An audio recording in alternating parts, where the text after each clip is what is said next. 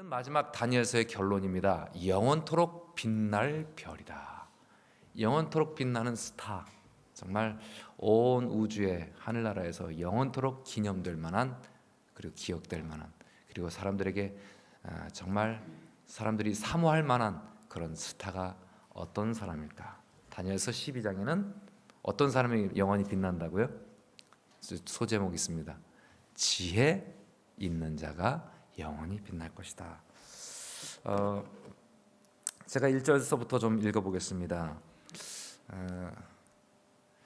그때에 내 민족을 호위하는, 너의 민족을 호위하는 대군 미가엘이 일어날 것이요, 또 환란이 있으리니 개국 이래로 그때까지 없던 환란일 것이며, 그때 책에 기록된 모든 자가 구원을 얻을 것이라. 1절만 먼저 설명합니다. 다니엘서 10장과 11장, 12장은 특별히 천사가 내려와서 다니엘의 정말 다니엘서 9장의 그 자기와 자기 조상의 죄를 하나님 앞에 자복하고 우리의 민족을 구원해 달라고 간절히 기도하는 그 다니엘에게 감동하신 하늘의 감동이 있어서 천사가 내려오고, 또 기도를 시작할 때쯤에 내려와서 다니엘에게 응답하려 하지만 바사국군, 페르시아, 그때 당시에 페르시아의 뒤에 있는 다른 임금이 그를 가로막게 됩니다. 그때 가브리엘이 전진하지 못하고 다니엘에게 오지 못할 때 누가 도와줬습니까? 미가엘이 나타나서 도와줬다. 그래서 미가엘이 도와줘서 이제 가브리엘이 와서 11장이 뭐 합니까? 상징이 하나도 없는 자세한 이 헬라 시대에서부터 시작해서 쭉 이어질 앞으로 로마 시대까지, 그 다음에 중세 교황의 시대, 그리고 암흑기, 그 이후의 시간까지 자세하게 어떤 상징도 없이 쭉 북방왕, 남방왕으로, 북방에 있는 셀루쿠스 왕자, 이집트의 프톨레미 왕조로 계속 이어지는 그 역사를 11장에 자세하게 설명했습니다. 그리고 이제 12장에 그때의 마지막 거의 막바지에 있는 그 북방 왕으로 표상되는, 그때 북방 왕으로 등장하는 북쪽의 그 교황의 세력이 동쪽에서 오는 소문을 듣고서 크게 분노하여 하나님의 백성들을 11장 마지막에 보면은 아주 진멸하기 위해서 아주 다 분노하여 들어가서 다 죽이고 멸망시키고자 이렇게 막 압제하는 장면, 그때에 미가엘이 나타나셔서 또 도와주시는 장면이 바로 12장입니다. 그때에 종말이 올 것이고, 그때는 그 종말의 심판이 올 때 그 북방 왕으로 표상된 그 세력은 도와줄 자가 없을 것이다. 그러면서 나온 게, 그때에 그렇게 도와줄 자가 없을 때에 그 마지막 심판의 때에 내 민족을 호위하는 대군, 가브리엘이 막혀 있을 때 도왔던 미가엘이 일어날 것이요, 또 그때 마지막 모든 것이 끝나고 의인은 그대로 의롭고 악인은 악이도 되고 악인 그대로 악하는 그 마지막 운명이 정해진 그 순간의 짧은 순간, 그때까지 없던 환란이 일어날 것입니다.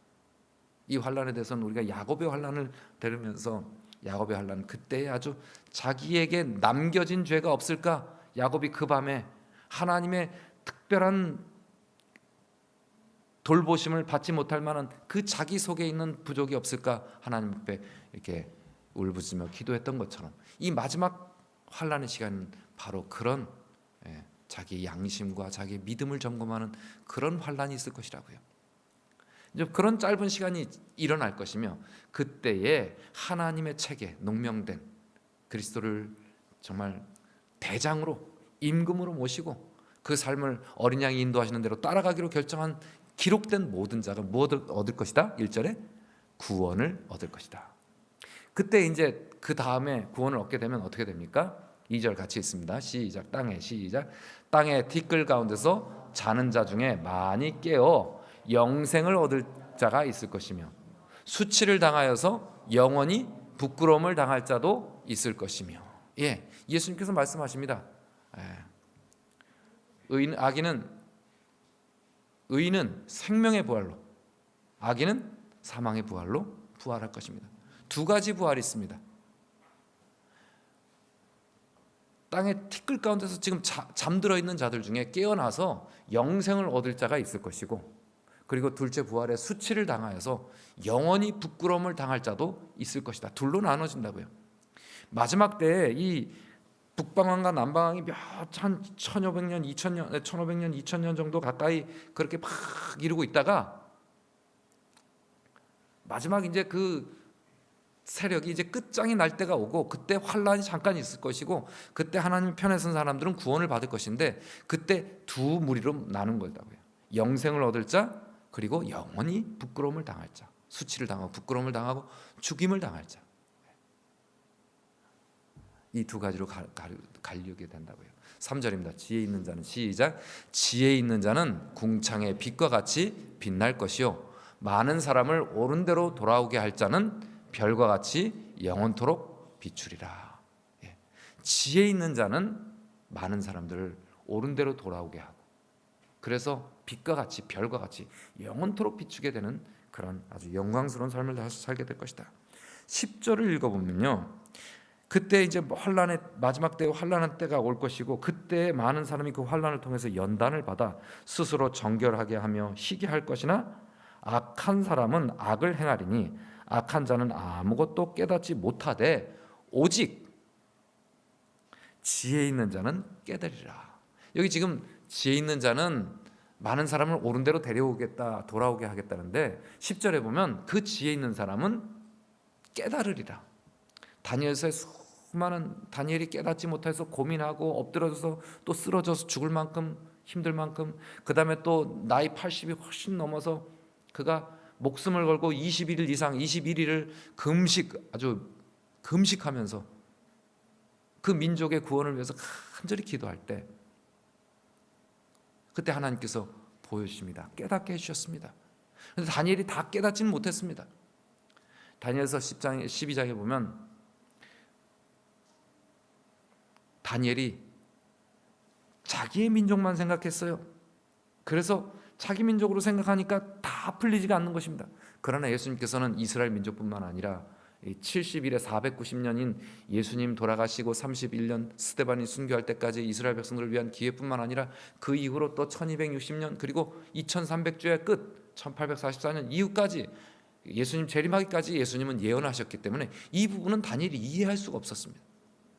그렇지만 다니엘에게 깨닫게 하신 그 많은 것들을 깨닫는 지혜 있는 자는 그 바른 기별을 잘 깨닫고, 다니엘은 그의 백성들을 주님께로 돌아오게 했고, 그리고 이 말세, 이 다니엘서를 깨닫게 된 이 말세를 사는 우리, 이 마지막 때 이것을 깨닫게 될 것이라고요. 마지막 때까지 임봉하라, 여기 12장은 말씀하셨거든요. 그 임봉되었던 책을 역사들을 통해서 쭉 그 예언대로 일어난 일들을 보면서 비로소 깨닫게 되는 우리도 많은 사람들을 주께로 옳은 대로 돌아오게 하면 빛과 같이 빛날 것이고 별과 같이 영원토록 빛나리라는 말씀인 것입니다. 자, 3절과 10절을 연결하면, 그 다음에 1절의 환란과 10절의 환란을 연결하면, 그 환란을 통해서 성도들은 연단을 받고 말씀을 더 깊이 깨닫게 되고 하나님께로 지혜 있는 자는 많은 사람을 돌이키게 한다는 것입니다. 이게 결론입니다. 12장의 결론입니다. 다니엘서 모든 예언들을 이 말세에 사는 우리와 다니엘이 깨달아야만 한다는 말씀입니다. 그럼 좀 더 구체적으로 말씀을 좀 보겠습니다. 아까 말씀대로 다니엘서 11장 44절 마지막 북방왕, 적 그리스도의 세력으로 변질된 이 종교 세력이 동북으로부터 오는 메시아의 소문, 새 천사의 기별과 메시아의 소문을 통해서 자기의 자신의 모든 정체가 드러날 때 번뇌하게 되므로 분노하여 나가서 많은 무리를 다 살육하여 진멸하고자 하여, 용이 분노하여 돌아가서 그 성도의 남은 자손과 더불어 싸워 이기려고 어디에 섰더라? 바다 모래 위에 섰더라는 계시록 12장의 그 예언처럼 이 마지막 때 이런 일이 있다고요. 근데 제목이 뭡니까? 그때 가볼이 막 바사국의 페르시아국의 그 나라를 지금 꽉 사로잡고 있는 그 루스벨 천사, 사탄의 세력을 가볼이 막혀갖고 막 씨름하고 있는데 누가 오셨습니까? 미가엘이 오셔서 그 길을 열어주시고 그 루스벨의 세력을 제압해 버리셨습니다. 그래서 다니엘에게 왔습니다. 마지막 때에도 우리에게도 이 마지막 때 이런 엄청난 분노에 돌아가서 용이 여자의 후손과 남은 자손과 싸우려고 바다 모래 위에 선 것처럼 다 살육하고 진멸하고자 할 것이나 누가 개입하신다고요? 미가엘이 천사장 그리고 온 우주의 대장이요 왕이시고 우리의 구원자이신 예수 그리스도께서 이 땅에 오셔서 우리의 삶 가운데 개입하시고 우리 환난 가운데 개입하셔서 우리를 구원하시겠다는 것이 다니엘서의 모든 역사의 결론입니다. 다시 말합니다. 2장에 금, 은, 동, 철 그다음에 철과 진흙으로 했다가 사람의 손으로 하지 않은 공중에 떠 있는 돌이 날아와서 어디를 칩니까? 발을 치면 발만 쳤는데 금서부터 은, 동, 철이 다 가루가 돼서 날아갑니다. 그리고 그 돌로 된 나라가 하나님의 나라가 온 세상이 가득해지는 예언입니다. 결국 그 예언은 온 세상을 다 장악하고 있던 모든 신상과 같은 그런 세력들이 자기가 강한 것처럼 보이지만 예수 그리스도 미가엘께서 이 땅에 개입하시고 재림하심으로 모든 역사가 끝난다는 거죠. 저 강력한 세력도 용이 돌아가서 여자의 남은 자손과 싸우려고 하지만 진멸하려고 하려지만 예수 그리스도께서 개입하셔서 그 모든 것이 무산되고 심판으로 그는 아무도 도와줄 자가 없으리라. 마지막 11장 45절은 마지막 도와줄 자가 없으리라는 결론이 나오고 그때 그를 그렇게 심판하는 분이 누구다? 미가엘이시다 라고 12장 1절에 말씀한 것입니다. 우리가 잘 아는 대로 2절에는 극명하게 대조되는 영원히 하나님의 영생을 받아 깨어나서 죽은 자 가운데서 깨어나서 영생을 받을 자도 있고 하나님의 그 모습을 보면서 수치를 당하고 예수 그리스도의 그 모습을 보면서 자기들이 찌른 바 그를 보고 정말 수치스러운 영원한 수치를 감당치 못하여 죽게 될 그 두 무리로 분명하게 갈리는 것입니다. 그때에 바로 이 마지막 때에 내 민족을 호위하는 우리 모두를 호위하고 계시는 대군 미가엘이 일어날 것이다.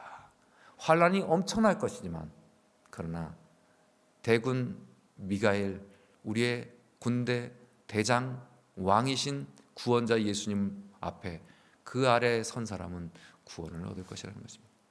미가엘의 뜻은 이렇습니다. 뜻이 무엇이라고요? 한번 읽어볼까요? 시작. 누가 하나님과 같은가? 엘은 하나님이죠. 그다음에 미가가 누가 같은가 이런가 봅니다. 누가 하나님과 같은가? 지극히 높은 자와 비길이라 루스벨이 자기도 미가엘 돼보려고 하지만은 그러나 유다서 9장에는 천사장 미가엘이 내려오서 모세의 그 여러 시신들과 루스벨과 같이 이렇게 루스벨을 제압하는 장면이 나오죠. 그다음에 데살로니가전서 4장 16절에 예수님께서 재림하시는 장면을 말하는데 호령과 천사장의 소리로 그분이 이 땅에 오신다고 했습니다. 천사장 미가엘의 소리로 이 땅에 오시는 것입니다. 무덤 속에 있는 자가 다 그의 음성을 들을 때가 오노니 선한 일을 행한 자는 생명의 부활로 악한 일을 행한 자는 심판의 부활로 올 때라. 미가엘이 오실 때 그런 것입니다. 하늘 군대의 최고 사령관이 바로 가브리엘이 아니고 미가엘 예수 그리스도 우리의 왕이신 구원자 예수님을 말씀하고 있습니다. 자, 초기 문제에 있는 말씀을 제가 좀 읽어보겠습니다. 아직 미가엘이 일어나지 않았고 지금까지 없었던 그런 환란의 때가 아직 이르지 않았음을 우리는 보았다. 열방들은 지금 분노하여 가고 있으나 우리의 대제사장이 성소에서 사업을 완성하시고 일어나셔서 복수의 옷으로 갈아입으실 터인데 그때야 마지막 7 재앙이 부어질 것이다. 예수님께서 성소에서 나오시게 되면 모든 사업이 끝납니다. 그리고 악인과 의인의 운명이 갈라지는 것입니다. 그때 의인들이 모든 사람들 앞에 온 우주 앞에 정말 이 사람들이 구원받을 만한 그런 구원받을 만한 자기 드러난가를 그 환란을 통과하면서 모든 사람 앞에 증명이 되는 것입니다. 그러나 환란을 당해도 그곳에서 누구도 무너지지 않을 만큼 대군 미가엘이 일어나셔서 우리의 삶 가운데 개입해서 우리를 구원하실 것이기 때문에 환란은 야곱의 환란은 있을 것이나 그러나 그것은 구원이 보장된 환란입니다. 티끌 가운데 있는 주장에 깨어 영생을 얻을 자도 있고 수치를 다 받아서 무궁히 부끄러움을 입을 자도 영원토록 부끄러움을 받을 자도 있도다. 그래서 이런 마지막 환난 이전에 지금 이후로 죽은 자들은 복이 있도다. 왜냐하면 그 환난이 만만치 않을 것이기 때문에. 그러나 그 환난은 승리가 약속된 환난이라고 했습니다. 근데 정말 악인들은 어떤 수치를 당할 것인가? 그를 찌른 자도 볼 것이요. 계시록 1장 7절에 예수님을 십자가에 못 박은 자뿐만 아니라 우리의 삶으로 하나님이 우리를 지켜보고 계시는데 우리를 위해서 저는 희생을 당하신 예수님의 마음을 계속 아프게, 하나님이 내 곁에, 내 안에, 내 위에 하나님이 계시지 않은 것처럼 사는 우리들, 그 우리들의 모습이 예수님의 살과 머리를 가시로 찌르고 창으로 찌르는 것이 아니라, 손발 못으로 찌르는 것이 아니라 예수님이 우리의 삶 가운데 같이 계시지 않은 것처럼 사는 우리의 모습이 예수님의 심장을 찌르게 되는 것입니다.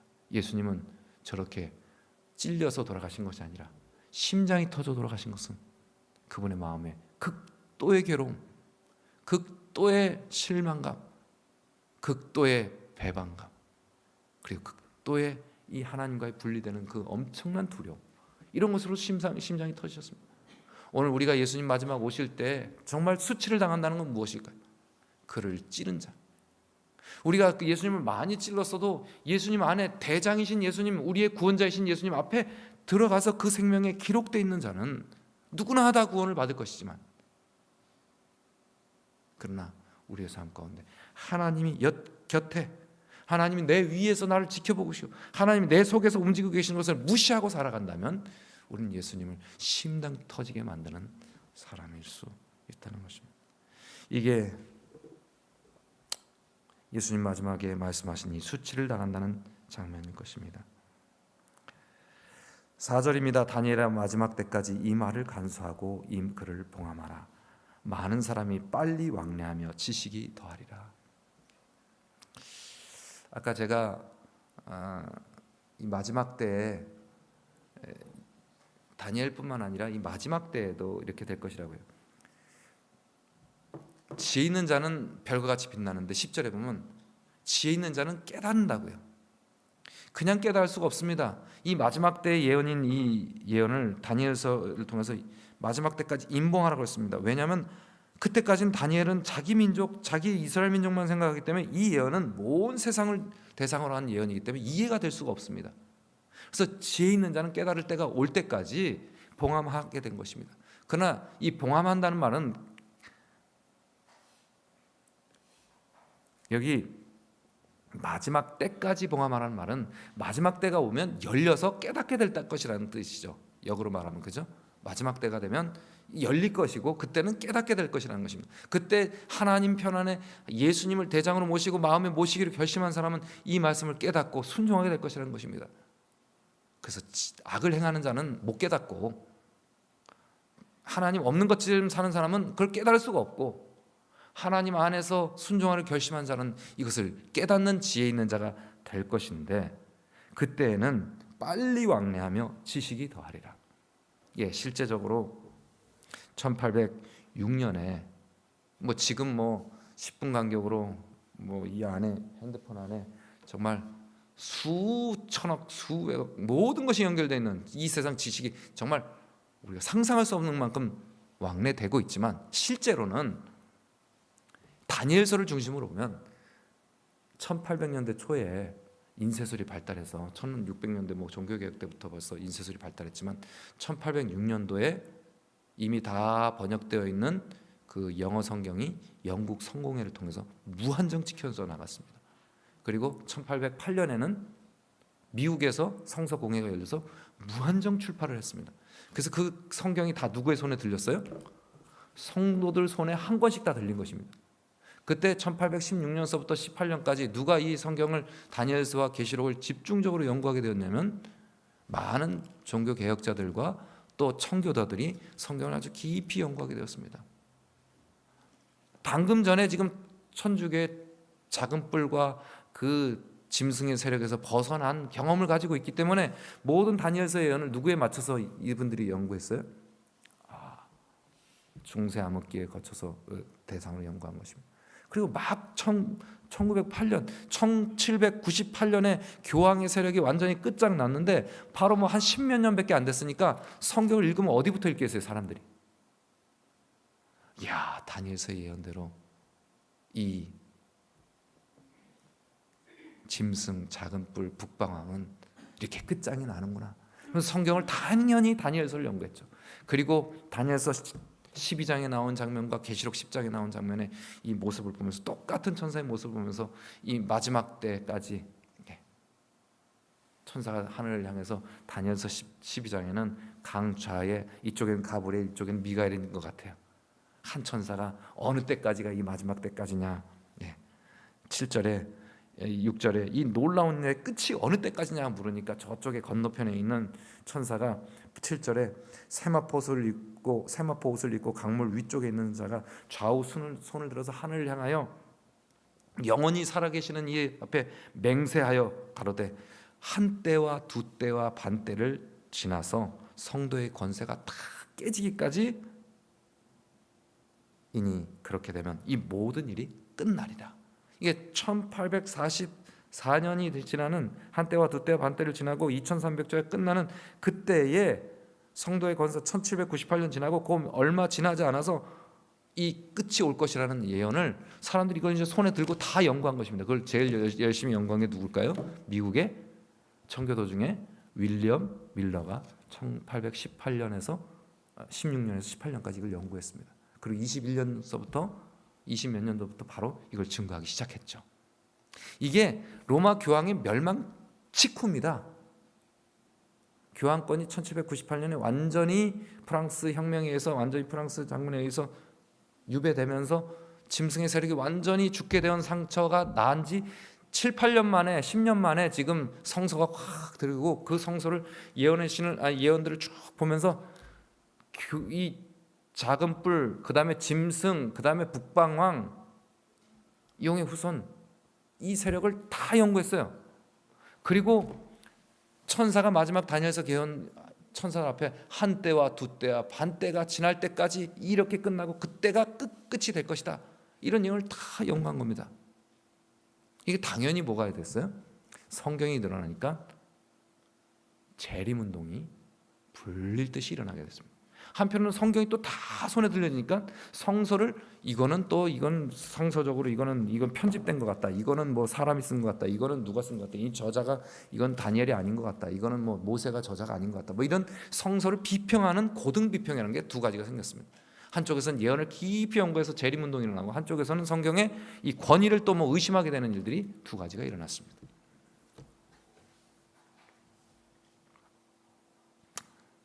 그때에 미국에서 일어났던 그 재림운동은 많은 사람들을 하나님의 역사대로 다니엘 예언대로 금신상이 마지막으로 무너지는 것처럼 이 상 아무리 어마어마한 세력도 하나님 안에서는 결국은 끝장이 나는 것을 그들이 믿게 되었습니다.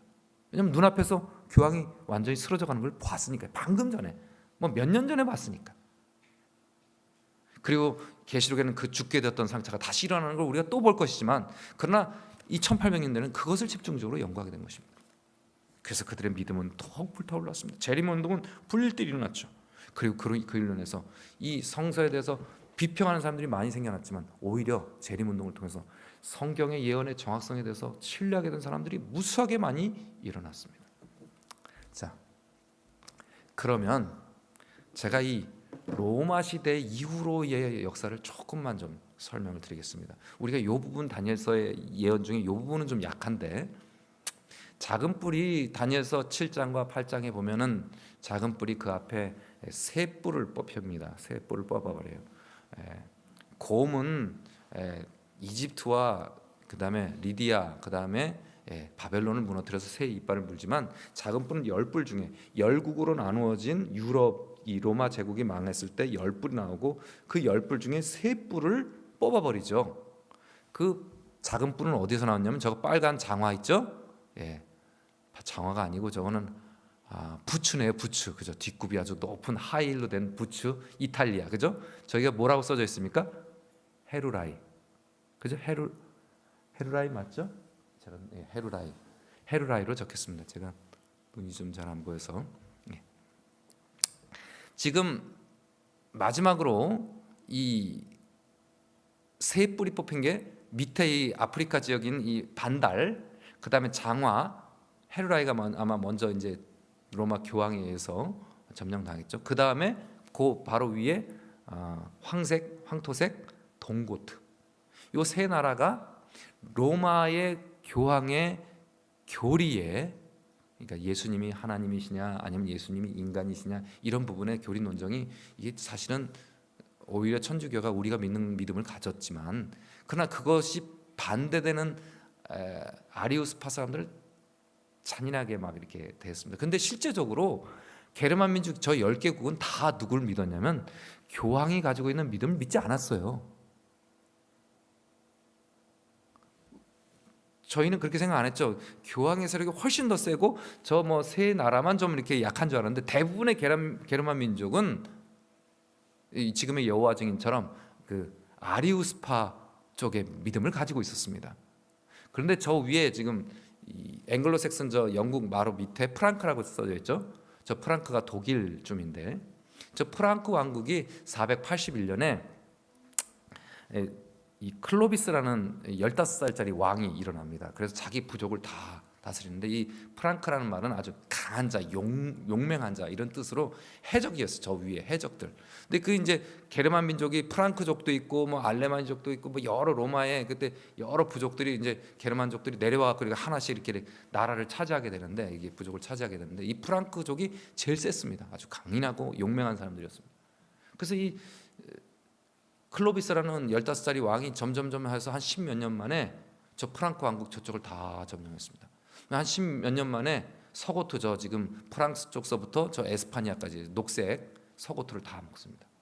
그다음에 결혼을 누구랑 했냐면 저 하얀색 부르군디 왕비를, 부르군디의 공주를 얻었어요. 그러니까 저 프랑크하고 부르군디는 뭐가 됐습니까? 동맹국이 됐죠. 예. 그리고 이제 서고트까지 다 먹었죠.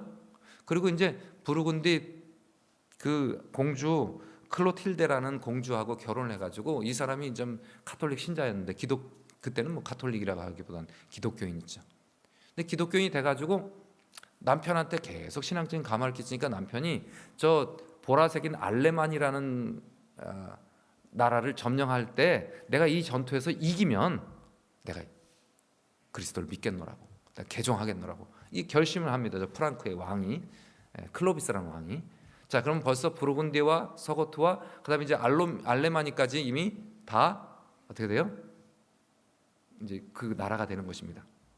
근데 그 전투에서, 똘비약이라는 전투에서 승리를 하고 그가 이제 신앙을 받아들이게 됩니다. 근데 신앙을 받아들이기 전에 이 밑에 장화, 이 부추 있는 헤루라리의 가운데 이 로마의 교황이, 저 교황이 원래는 로마의 제국이 저 장화 가운데 있었는데 321년에 일요일 휴업령을 내렸던 그 콘스탄틴 황제가 콘스탄티노플, 저 이스탄불 지금 터키 쪽 가까이까지 수도를 동로마로 옮겨가 버렸어요. 그래서 여기는 지금 누구한테 거의 맡긴 겁니까? 교황한테 맡겼어요, 로마 감독에게. 그래서 로마 감독은 군대가 없으니까 약했어요. 그런데 이 클로비스라는 이 프랑크 왕국의 이 왕이 부르군디하고 그다음에 서고트, 그다음에 알레마니를 다 이기면서 이 로마의 주교가 그 왕비의 남편이 그리스도를 믿을 것 같으니까 편지를 보냅니다. 당신은 아주 순수하고 정직하게 이 기독교에 호의를 베풀고 주교들을 존중하고 또 이 주교들의 말을 항상 충고에 귀 기울이면서, 또 당신은 그렇게 하면 당신과 뜻을 같이 하는 사람들이 많이 일어나서 이 로마 제국의 신앙을 가지고 있는 사람들이 당신한테 다 협력해서 당신이 크게 성공할 것입니다. 편지를 보내니까 그것을 주의 깊게 듣고서 그때 알레마니하고 이기면서 개종을 합니다. 마치 콘스탄틴 황제가 기독교로 개종하면서 로마 제국 전체가 기독교화 됐던 것처럼요. 이 프랑크 왕국의 클로비스라는 이 게르만족 저 해적과 같은 그냥 막 싸움꾼이었던 이 사람이 그렇게 요 밑에 헤루라리에 조그만 세력을 가지고 있는 로마 교황의 말을 듣고 그렇게 신앙을 받아들입니다. 그래서 다른 모든 민족들은 거의 다 뭘 믿냐면 지금 여호와 증인과 같은 그런 예수님은 인간이셨다는 그런 부분을 믿고 있는데, 저 프랑크는 우리가 로마화 돼야겠다, 해서 로마의 교리를 그대로 받아들입니다. 그러니까 이 헤루라이 조그만 나라의 이 교황이 세력은 자기는 군사도 없는데 저 지금 엄청난 군대를 다 가지고 있는 이 황제가 누구 편을 들어주니까? 자기 편을 들어주니까 이제 천군만마가 일었어요. 또 그 안에 신앙을 가지는 사람들이 다 누구 편을 들었어요? 프랑크 왕국의 그 클로비스 왕을 왕으로 추대하면서 인정해줬습니다. 그래서 교황은 그를 왕으로 인정해주고 그는 취입을 합니다. 그래서 한 몇백 년이 가죠. 그래서 메로빙거 왕주가 생겨나고 그 다음에 그 안에서 이제 뭐 또 여러 가지 그 메로빙거 왕조를 왕을 물려주면 자식들한테 다 이렇게 분봉 왕으로 다 나라를 나눠줘 버려요. 그러니까 이렇게 되면 나라가 또 이렇게 약해질 것 같으니까 거기 신하 중에 아주 뛰어난 신하가 있었는데 그 사람이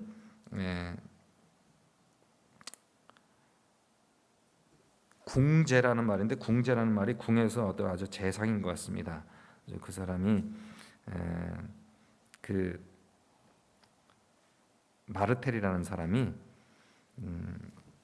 다시 그 사람들을 이 왕조를 넘어뜨리고 카롤링고 왕조를 다시 세웁니다. 그때 저 위에 녹색 조금은 롬바르드라는 한 700년쯤 돼갖고 롬바르드라는 뭐까지 다 점령해서 교황한테 갖다 준 거죠.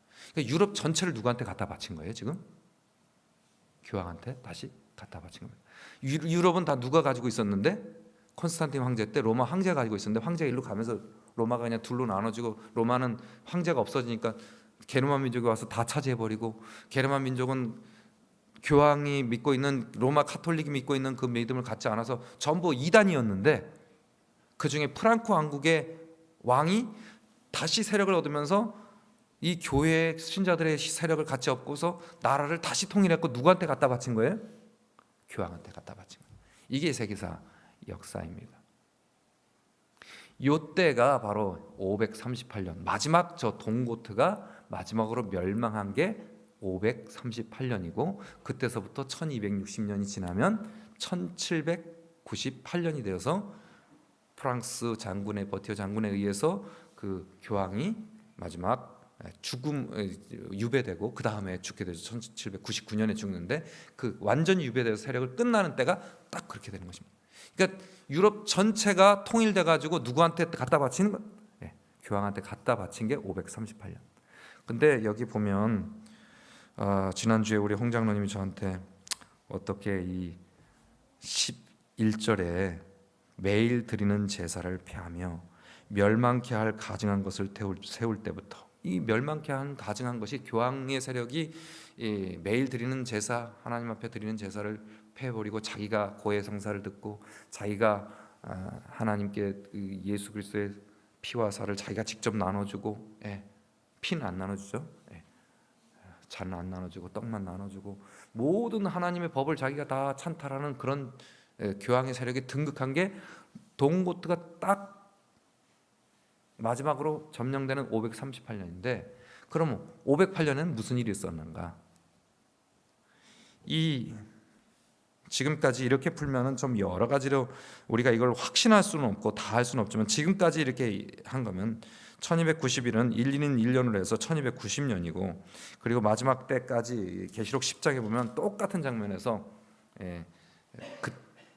계시록 10장에 제가 좀 읽어드릴게요. 계시록 10장에 보면은 이거 뭐 어렵지는 않습니다. 이 장면이 똑같으니까요. 계시록 10장 7절에 세마포 옷을 입고 오는 것처럼 이제 힘센 천사가 구름을 입고서 이 땅에 오는데 흰 구름을 입고 오는데 그 7절에 보면 똑같이 강 위편에서 하늘을 향하여 손을 들고 옛적부터 항상 계신 이 앞에 맹세하여 하셨던 것처럼 똑같이 하나님의 10장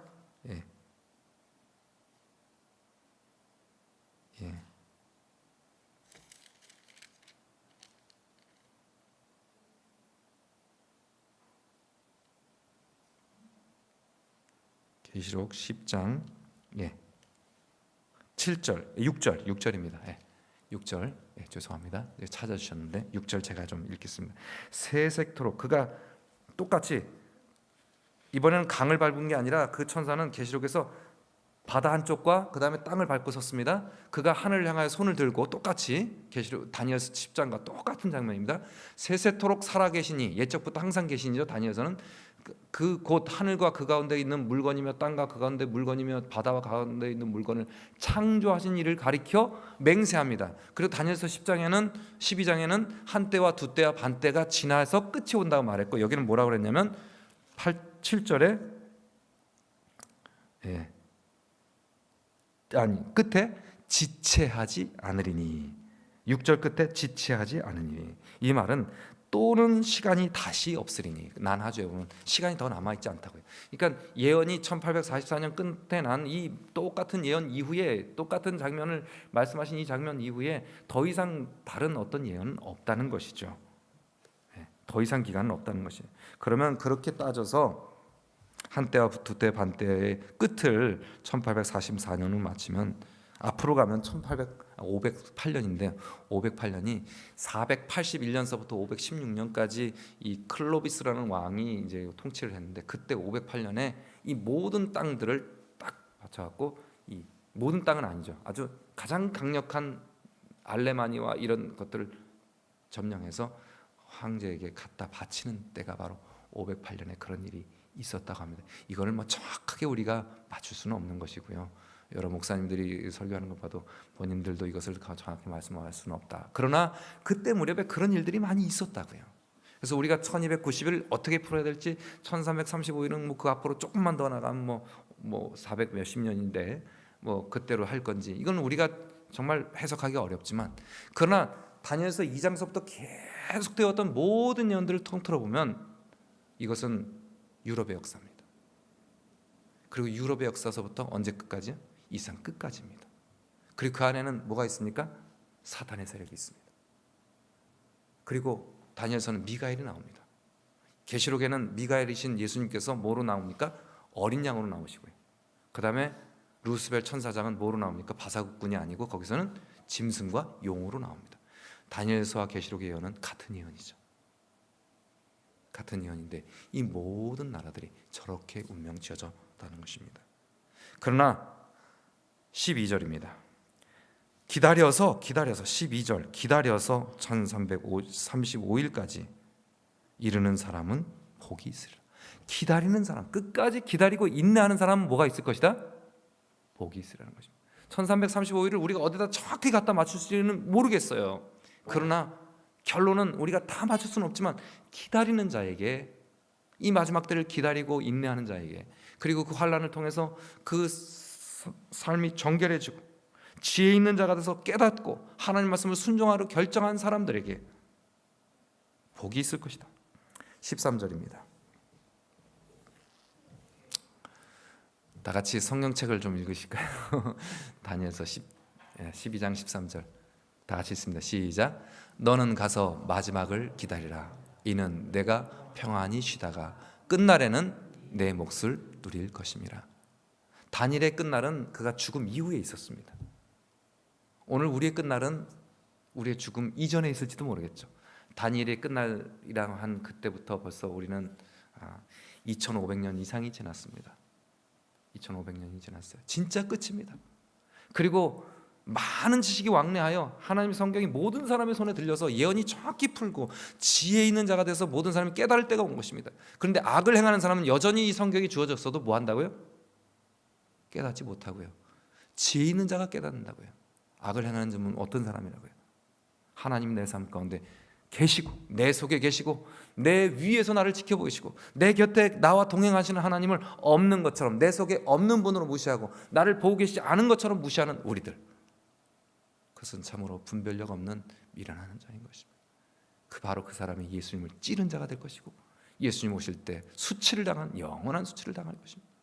지혜 있는 자는 바로 분별력 있는 사람입니다.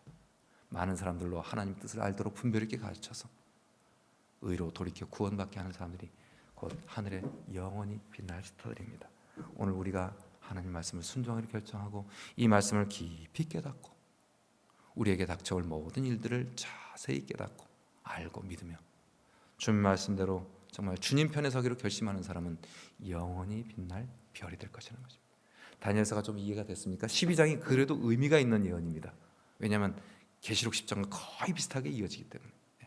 12장은 그냥 마지막 결론 같지만 마지막 대군 미가엘이 바로 어린 양이신 예수님이고 우리의 삶 가운데 개입하셔서 우리를 구원하시고 우리를 지켜보시고 우리와 동행하시고 우리의 마음 가운데 항상 살아계셔서 역사하실 바로 그분 심장을, 그분 마음을 찌르는 자가 되는 미련한 자가 되지 말고 주님과 함께 동행하고 주님 보신 앞에서 정말 환난이 있을지라도 인내하며 결단하며 기다리는 자. 그래서 1335일을 기다리는 게 뭔지는 모르지만은 기다리는 자는 뭐가 있으리라? 복이 있으리라. 그러므로 너는 이 마지막 환난에도 뭐하라? 평안히, 환난이 있을 것이지만 너는 가서 뭐하라? 평안히 쉬어라. 오늘 이 안식일 우리에게 분명한 약속, 우리 삶 가운데 무슨 어려운 일, 환난, 정말 야곱의 환난이라는 무시무시한 일이 우리 앞에 있을지라도 다니엘에 가서 너는 뭐하라? 평안히 가서 쉬어라. 뭐하면? 믿고 인내하고 기다리면 뭐가 있을 것이다? 복이 있을 것이다. 누가 너를 지키신다? 대군 미가엘이 너의 삶 가운데 개입하시고 우리 모든 우주의 이 세상 역사에 개입하셔서 하나님이 끝내신다. 이 믿음으로 우리가 이 땅에서 주님과 함께 동행해서 하나님께 영원히 빛날 별들로 나뿐만 아니라 내 가족, 이웃들도 주님 앞에 빛나게 만드는 하나님의 성전에 하나님의 나라에 많은 사람을 이끌어드리는 주의 빛나는 별, 빛나는 자녀들 되시기 바라며 말씀을 줄이겠습니다.